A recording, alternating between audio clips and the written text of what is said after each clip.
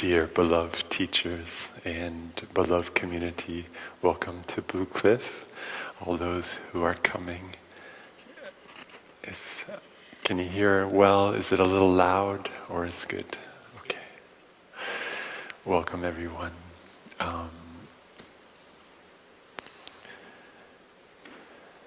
Let's take a few minutes just to settle in being here together, enjoy our breathing together, and get in touch with the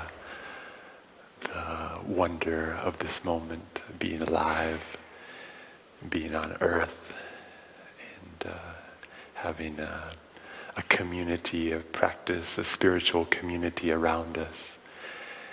Let us just, we can do that. We'll start with 3 sounds of the bell, and we listen to the sound of the bell. We can put away all our thinking and all our anxieties about the future, regrets about the past, and just breathe as we listen to the sound of the bell.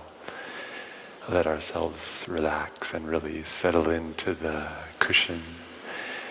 If you like, you can count your breaths. It helps me sometimes to count. You can breathe 3 times with each sound of the bell. We have 3 sounds of the bell. So you get to take 9 relaxing in and out breaths. Just let your breath be natural and at ease.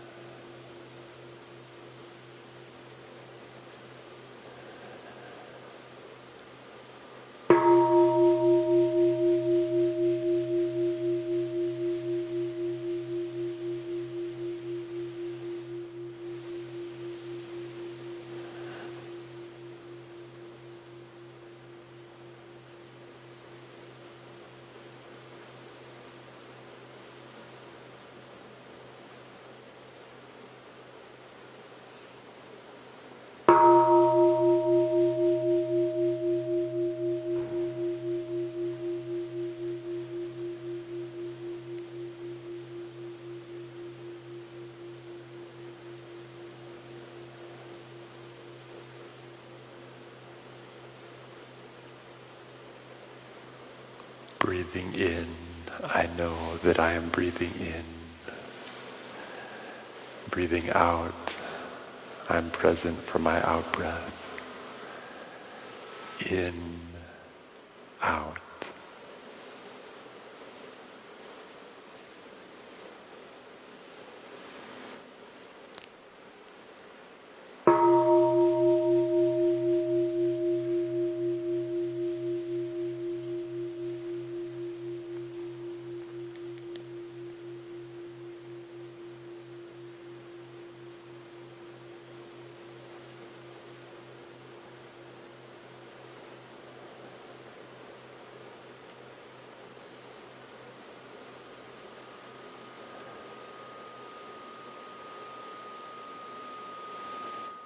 Breathing in, I'm aware of my whole body. Breathing out, I smile, relaxing my whole body.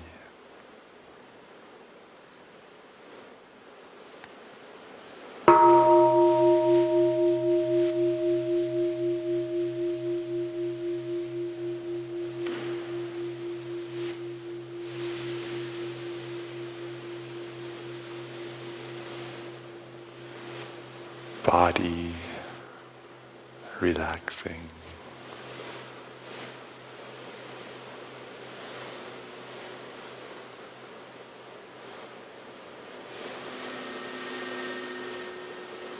Just let the breath be completely natural.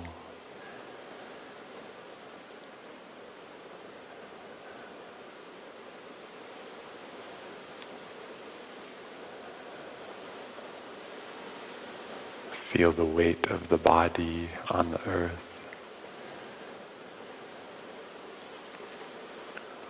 Relax the shoulders, muscles in the shoulders, in the spine. Relaxing the face and the eyes.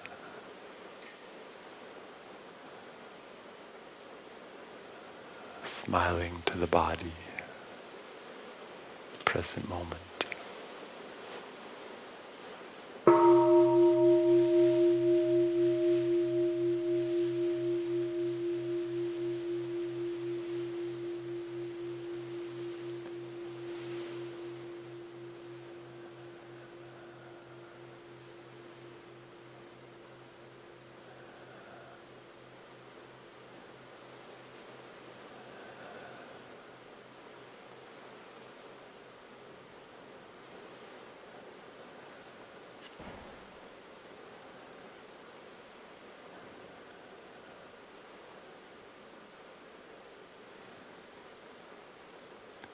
Breathing in, I am aware of life in me and all around me. Part of life, touching the miracle of life in the present moment, in the here and now. In, alive, out, touching wonder.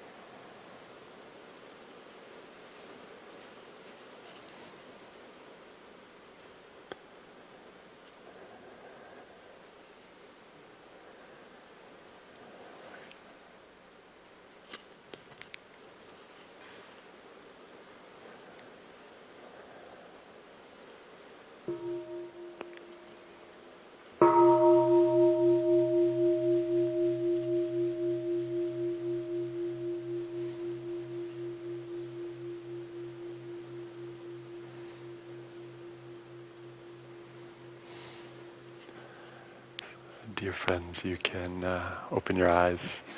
Perhaps you would like to look around at some of the wonders of life around you. You can just take a second to smile to your neighbor if you would like, just to share with them a little bit of your presence.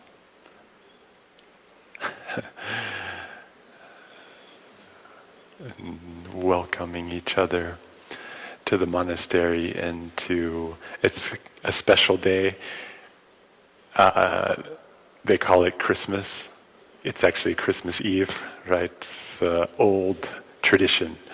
I don't know when that started, on December 25th to celebrate the birth of this guy named Jesus. It was a long time ago that I think that he lived, but we are still celebrating that. So that is, I think, a good question for us, why we are here. It's a Buddhist monastery. We bow to the Buddha before the talk.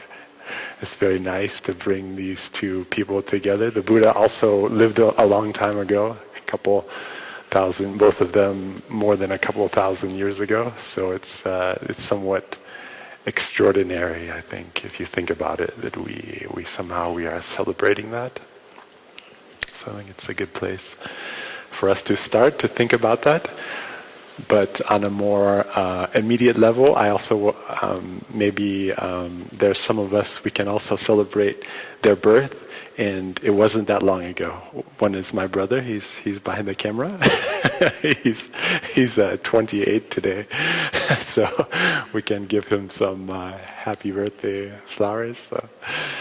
And for me, I guess the important thing is, when we are going to celebrate birth and life, that to know that we're part of it, that it's also our life that we're celebrating, not something far away in the past, but something that's immediately available to us, I hope, at least in the present. I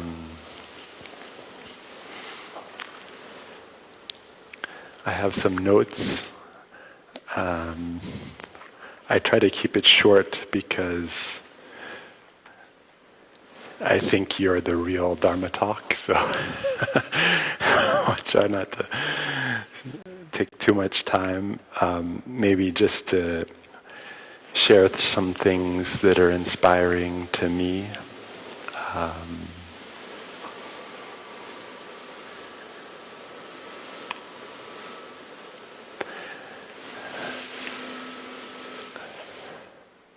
Sorry about the sound. It seemed perfect before I sat down, but anyway, that's the way it goes. Maybe I tell you a tiny, micro short story of my getting into. Oh, thank you. Cool. Great. Thank you. So.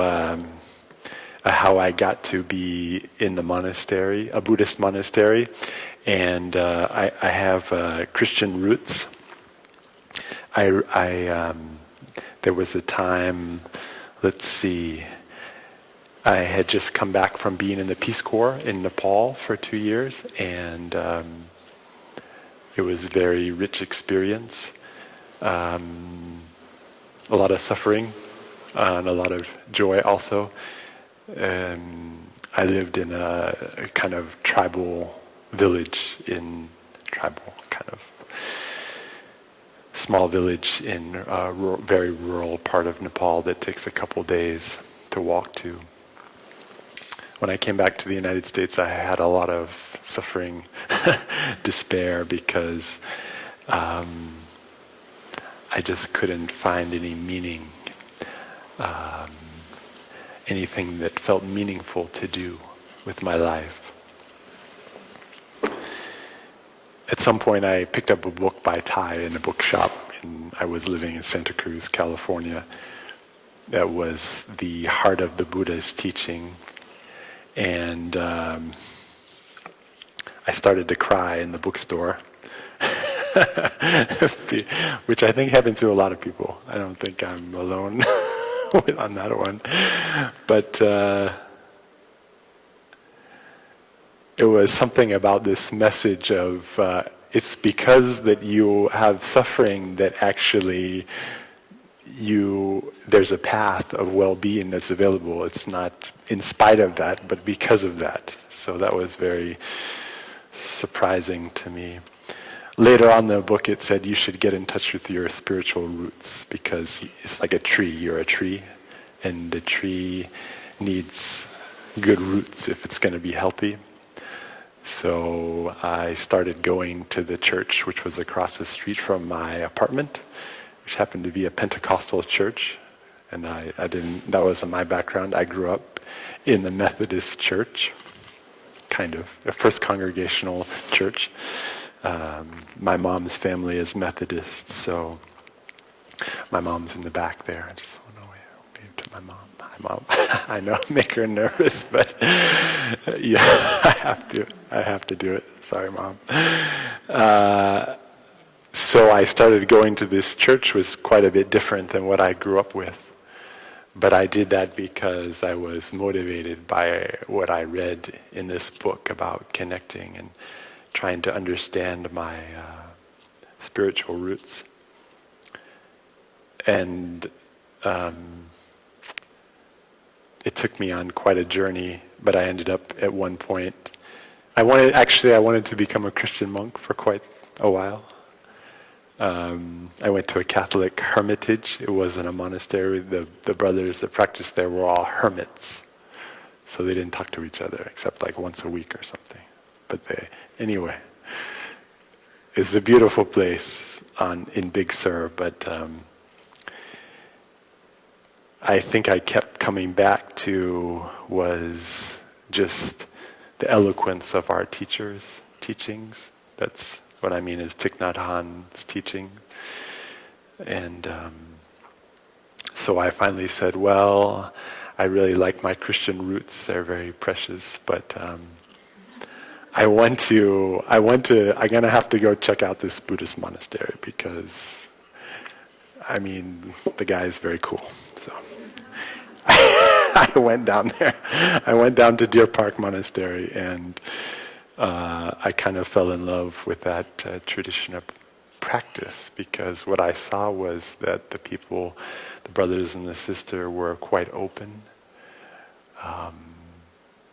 and very happy, which I was so surprised to see. I thought monasteries were very severe, silent, and not much fun. So that was great, and I think I asked the next day, I asked Brother Phap-Tri, I said, I would like to become a monk after about 24 hours. He said, maybe that's good, but maybe you should take some time to get to know us first. So he recommended that I learn about the 5 mindfulness trainings, and I was kind of over that. Like, I just want to get on with the project. But anyway, after 2 years, I did end up at Plum Village, and I ordained there in 2006. My mom was there, too, for that. I want to read something that I wrote on December 25th, 2006. That was my first Christmas in the monastery at Upper Hamlet in Plum Village, France.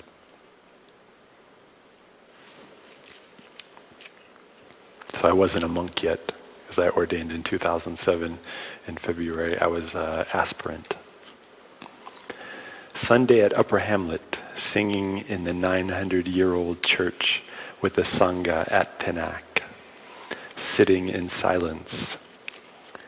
Jesus is clearly here.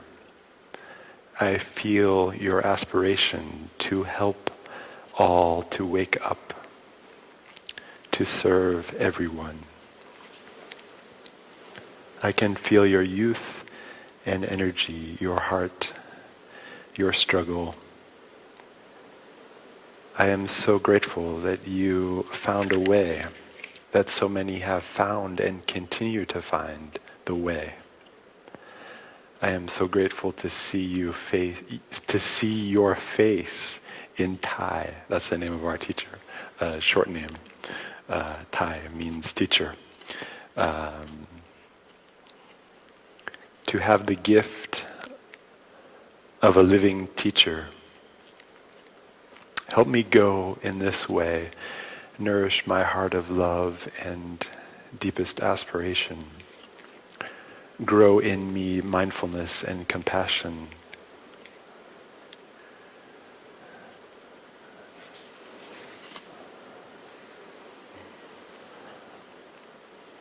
It says something about growing the light to be very bright inside.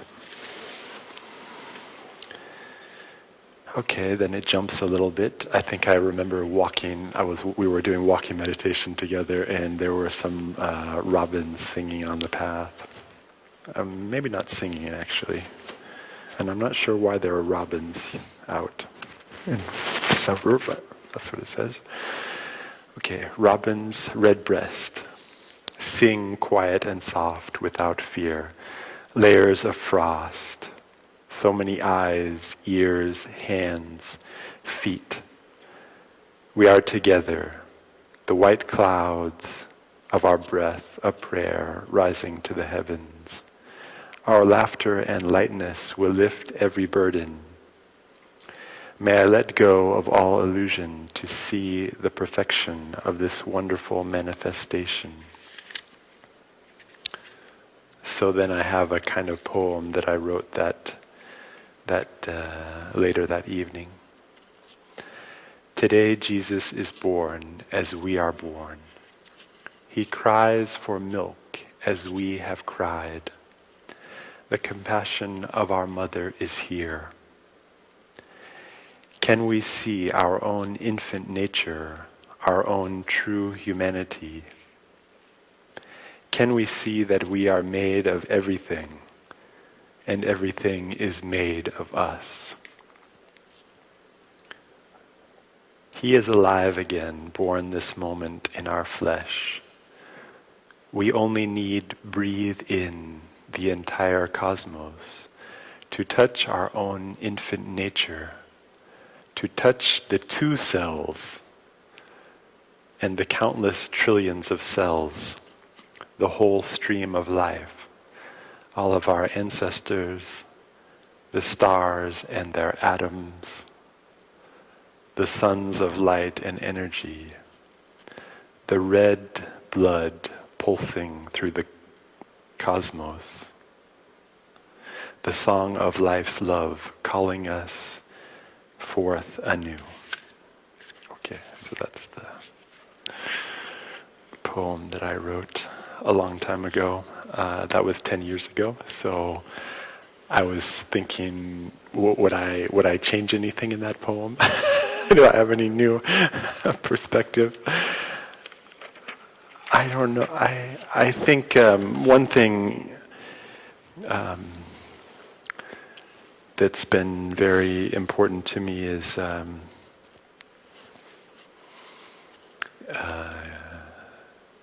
this I think is a big part of our monastic path, is to get freedom, some kind of freedom, to find freedom. That is perhaps one of the greatest gifts.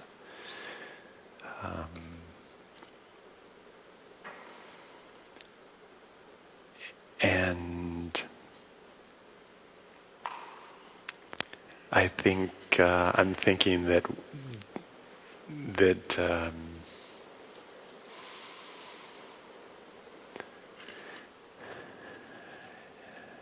if we are looking for our happiness and our life in something that's very far away, like a teacher from thousands of years ago, or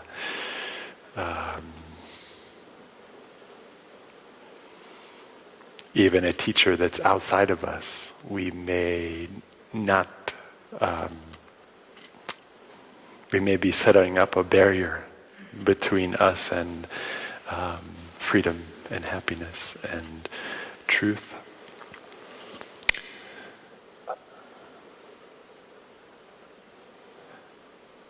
So let's see. I just checked the time. So I wanted to talk a little bit. I think that's, when we talk about Jesus, there's a lot of stuff, maybe a lot of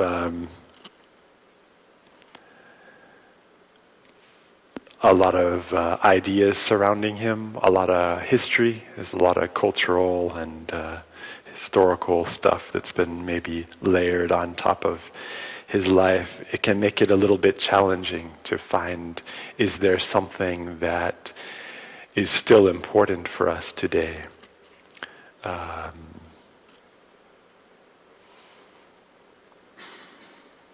Like we probably know that I think, and I want to say this because I would like to help bring Jesus back to earth. I think to see him as a human being like us is very important, so that we don't think of someone so far away, like off in the sky, or we can do the same thing to the Buddha, put him in a cloud somewhere. And for me, it's very important to see him as a real human being like us. And to understand that over the years, like these things got these stories got created, like that he was born from a virgin mother, or that he rose from the dead. It's a kind of mythology, like it helps to create a beautiful story, but it's not a very human story. It's not our story. So I think it's helpful to bring Jesus back to earth as a human being who probably made a lot of mistakes and suffered a lot like us.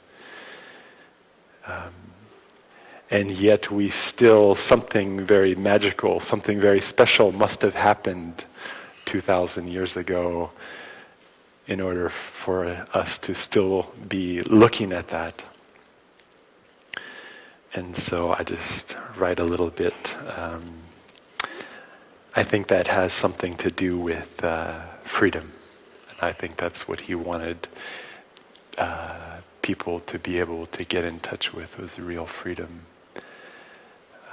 on a variety of different levels. Freedom, and also somehow to get in touch with a truth that could help set people free. And so before we answer that question, maybe I will have our Christmas choir. There's a Christmas choir at Blue Cliff, and we went around and we sang Christmas carols to our neighbors and some of our friends, and we practice. I didn't practice much, but they practiced some to learn some Christmas songs. I don't think this is officially a Christmas song. Right, but we're bringing it into the tradition here. So it's called Freedom is Coming. I guess I should sing with you, huh? I have to. I can sing with you as long as they mute my microphone, because that will be too much. I'll be too loud.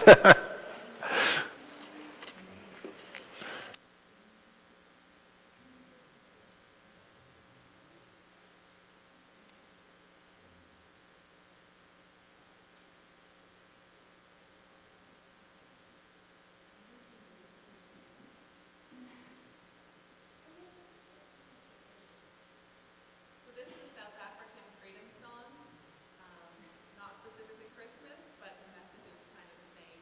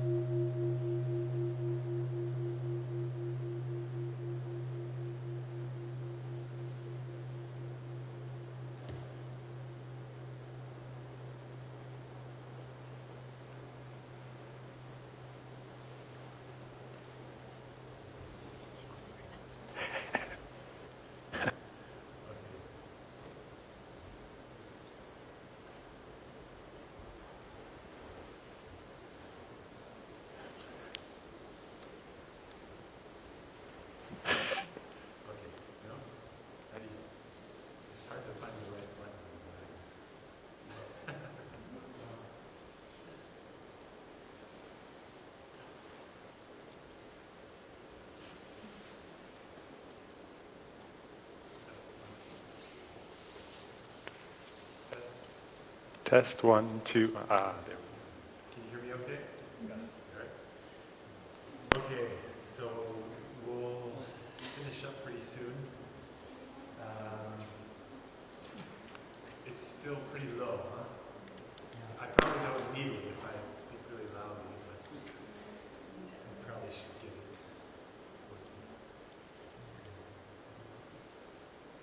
Okay, I'll write on the board.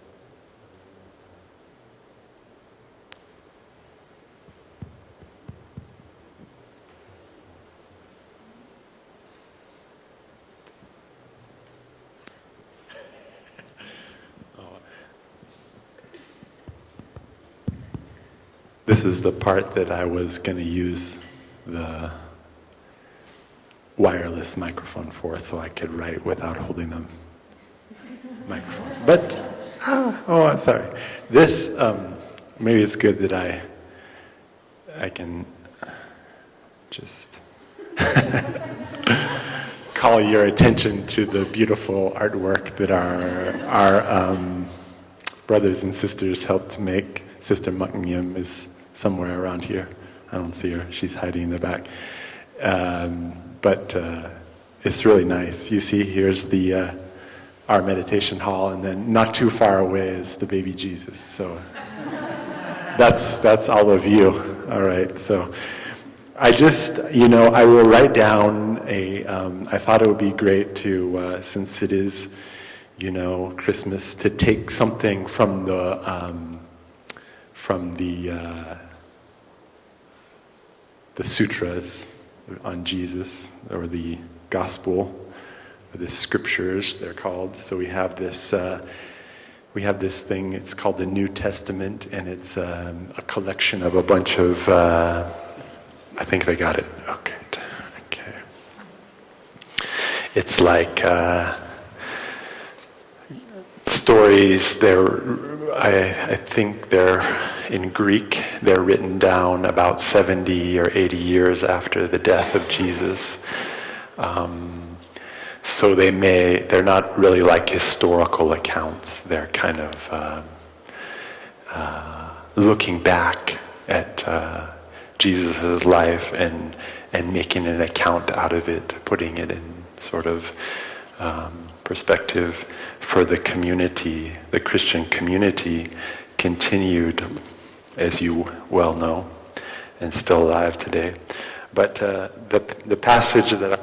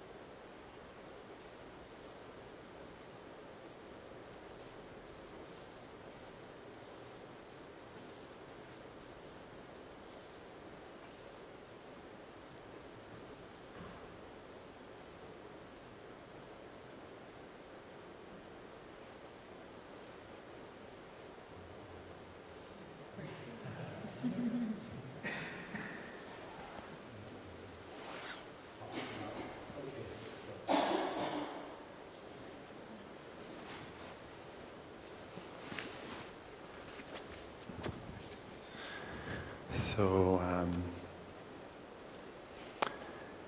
just for fun, I looked up the Greek words.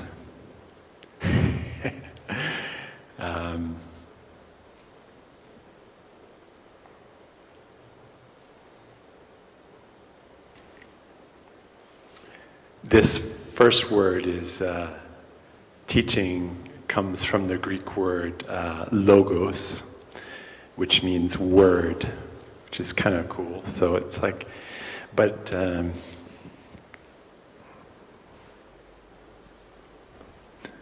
won't write the Greek letters. I didn't learn Greek, but another one that's quite interesting is this one here. Hold, which means to abide. And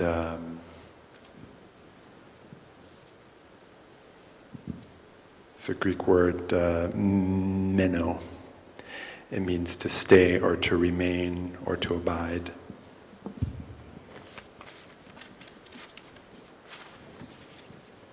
Got too many things to hold. Okay, the last one is that I thought was interesting is the last one is just disciple is like student. So that's the picture. Let me put some of this stuff down.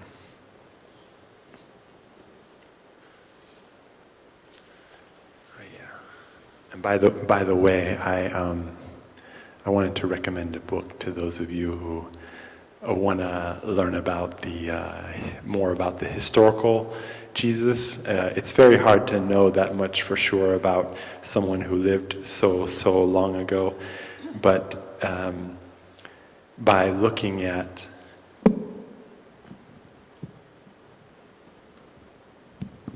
one thing that you can look at is the contemporary society of that time, which was the place where Jesus lived was in Palestine. It was part of it was Jewish community. It was at that time occupied by the Roman Empire, so there was like a Roman control over that area, right? So I'm sure you know a lot of this story, but it seems that Jesus also grew up he was a very poor person. He grew up as a carpenter, which is a lot different. They say as a carpenter, but it's more like it's kind of more like a slave laborer. That would be a more accurate description in today's world. It was not a respected profession like carpenter is today. So it's very interesting to look at some of the historical information that they can get about Jesus. This passage actually is from John, and it probably was not. It was probably added to the Gospels later. It probably wasn't something that Jesus actually said, although he might have said things like that. And one reason you can know that is because the sayings about freedom, getting free, and things like that come later on in the Gospel with Paul's writings. He talks about being a slave to sin, which for me I think is a very hard word for people, but I would just like to give you my definition. It could be helpful for you. Sin is just the things, the way that you see that's a little bit upside down, like misperceptions that lead to suffering. So there's nothing bad about that. It's just the fact that we get caught in seeing things upside down. And so one thing I think it's really nice is to get free from, like in our Buddhist tradition, we say to get free from wrong views. That's one of the great freedoms that we're looking for. I'll sit down again.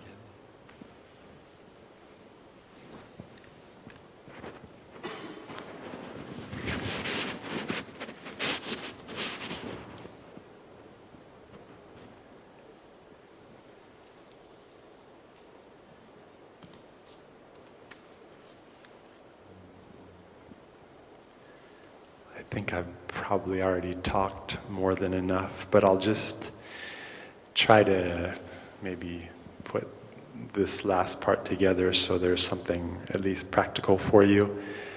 I really like this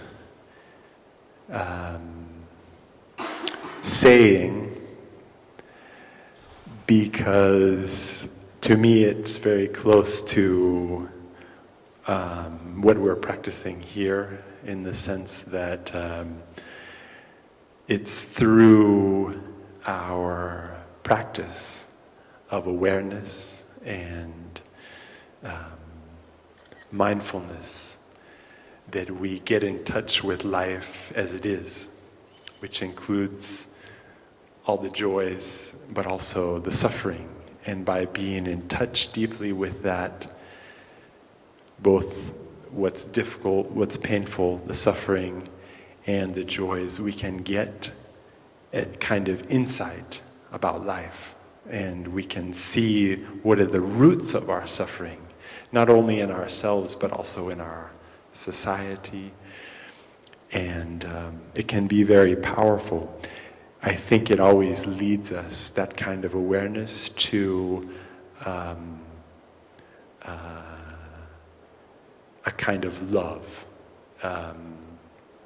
Because when we see suffering and we see its roots, we naturally want to, we naturally get this kind of understanding, like, oh, I have this pain, or the other person in front of me is in pain, and so we have to, so then we suddenly, it just naturally comes that we get some compassion, we get some care for life.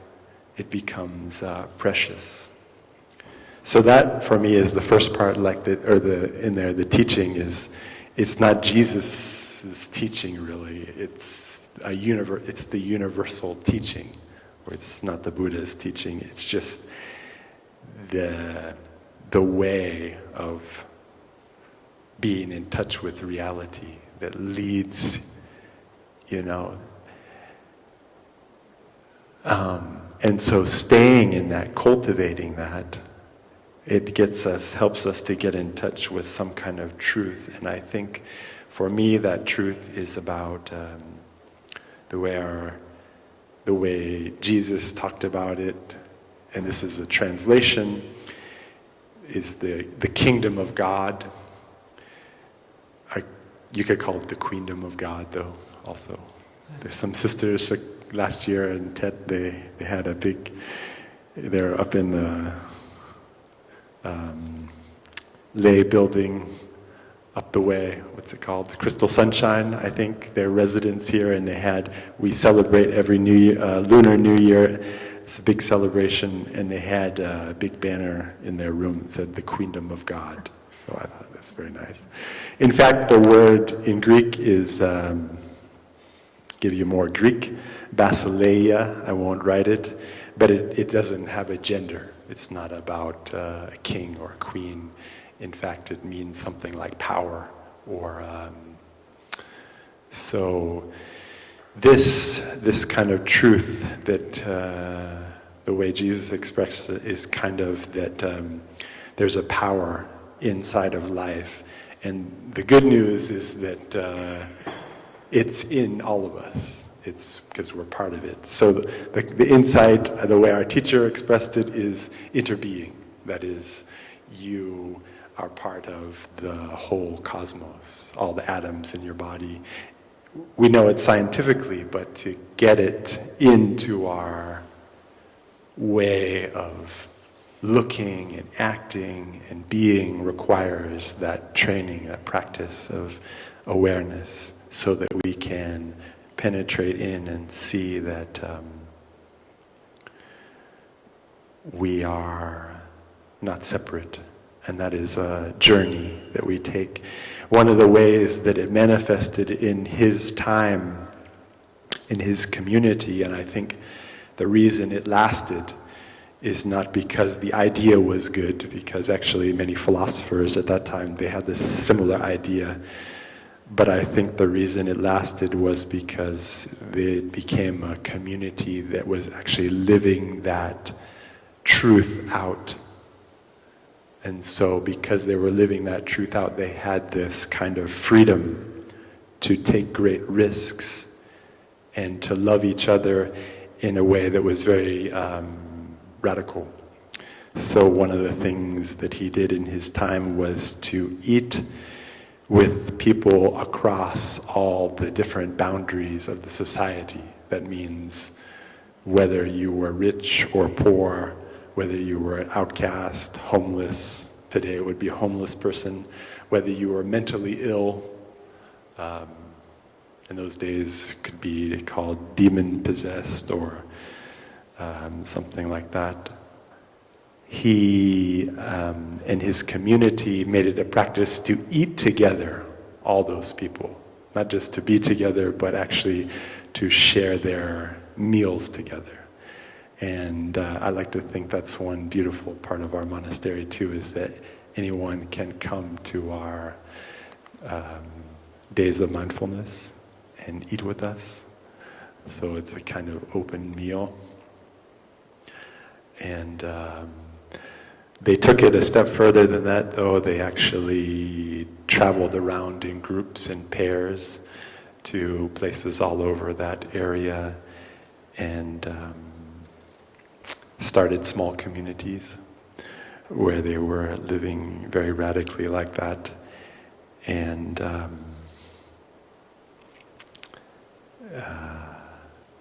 they also did a practice of free healing, which is a little bit different than our idea of healing today, where you have a disease and then you get the cure. It was more about the people in that time. They were sick and they were cut off from the society. They were rejected. They were outcast. And so part of the healing for them was to go and be and to touch those people who were kind of untouchable, and to go and touch them, but more than to touch them, to embrace them into the community, to welcome them and not to stigmatize them. So there's a great story in the Bible, in the Gospel, about this man who was born blind. And in that time in the culture, it was assumed that if you were born blind, then your parents must have done something wrong. It was a retribution, like a punishment. And so then the disciples asked Jesus why. This is the story, again, it's a story. It's probably not something that he actually said, but maybe something like it. It speaks about how they lived. And so they asked him, why was this man born blind? Did his parents sin, or was it some other, did he sin, or who was sinning? And he said in the story that it wasn't because of that, but it was so that the kingdom of God, this power of interbeing, it was so that could be revealed. And so you get the message, the kind of idea is, it was so that we could see that we are one body, one with this person, that we are not, there's no need to discriminate against this person, they are our brother. So I think it's a very powerful way of looking, and can be very liberating too. So you can see when you get that how you want to treat each other, when you see that the person across from you, or not even the person, but also everything that's alive and everything that makes up life, which is the whole earth, you can see how precious it is, how much we depend on each other, and how valuable we are, not because of anything we did or didn't do, but because we are part. We are just part. We are made of life. And that is the most precious thing. So it gave them a great kind of power to love, power to challenge the barriers in the society that created a lot of suffering. And I think if you look at the Buddha's life, you can see something like that also. was also a very chauvinistic society, meaning discriminating against, kind of putting men above women. And the Buddha helped to break that down too by saying that bringing women into his spiritual community, or into the community, welcoming them as equal. And I think probably that lost some of its power over time. But he also welcomed untouchable classes of his society into that community. So I think it's a good lesson for us to look at our community and see and look at our life to see whether we're able to cultivate that teaching of love, that mindfulness. When are we able to set aside the practical things that sometimes get in the way, like our busyness, like I have to have this and do that, and so I don't have time to be with this person, or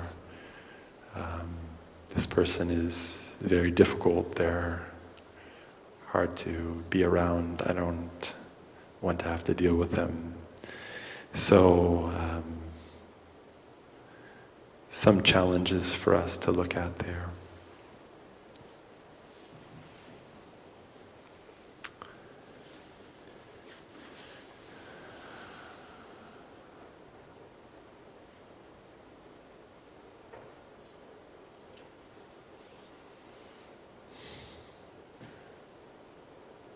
So what do you want for Christmas?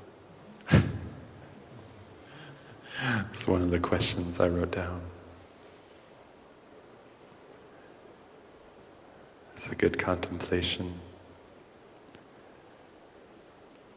My mom, I was talking to my mom, she said she wanted to have a little less pain, and I thought I would like to have a little more patience and a little more freedom.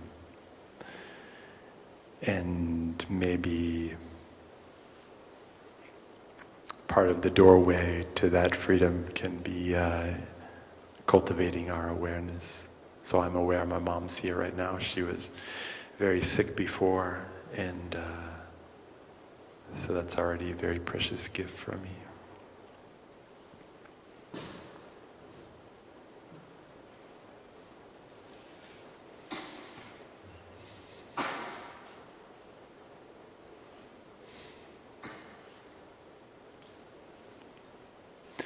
Okay, I could tell more stories, but that's good enough. How about, I like to write a poem every year for Christmas, but I didn't write one this year. Instead, I made a little short video. I like to make videos and stuff like that. But this is a project I've been thinking on some time, and it just, for me, is like a celebration of, we're gonna log in. Beauty of nature, which is a refuge for me, one way that I connect and try to and allow myself to have space and time to just be held in this kind of wonderful energy of life, interbeing and kingdom of God, to rest in that. So I love to be in nature, and it's taking these videos. This first one is my backyard in Santa Cruz when I first started. So that's about 13 or 14 years ago. So then it goes on up till the last shot is from yesterday. So enjoy that. That'll be our meditation to end.